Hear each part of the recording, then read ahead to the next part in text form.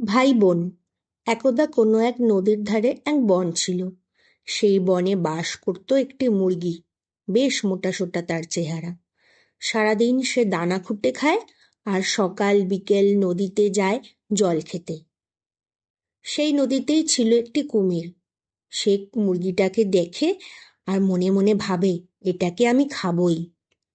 একদিন সুযোগ বুঝে কুমিরটা যেই না মুরগিটাকে ধরতে পা বাড়িয়েছে, অমনি মুরগি বলল, ছি ছি, আমাকে খেও না দাদা, আমি যে তোমার বোন।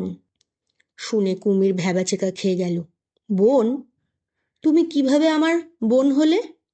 তুমি মাটিতে থাকো আর আমি থাকি জলে। এরপর মুরগি বলল, তাহলেও তুমি আমার দাদা, আমি তোমার বোন। মুরগির কথা শুনে কুমির বলল, মুখে বললে তো হবে না, প্রমাণ দিতে হবে।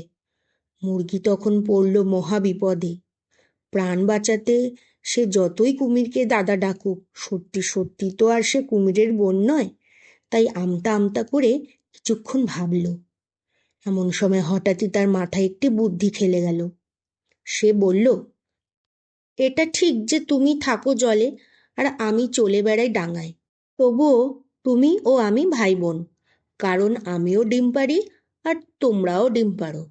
সেই ডিম পাড়ার সুবাদেই আমাদের ভাই বোনের সম্পর্ক। কি তাই না? মুরগির মুখে এ কথা শুনে কুমির মাথা চুলকে বলল, তা বটে, তাহলে তো তোমাকে খাওয়া চলে না, বলে সে আবার নদীতে ফিরে গেল। আর মুরগি তখন কুমিরের হাত থেকে ছাড়া পেয়েই কুকুরকো বলে দৌড় দিল। গল্পটির উপদেশ হলো, বিপদের সময় বুদ্ধি করে বিপদ থেকে উদ্ধার হতে হয়।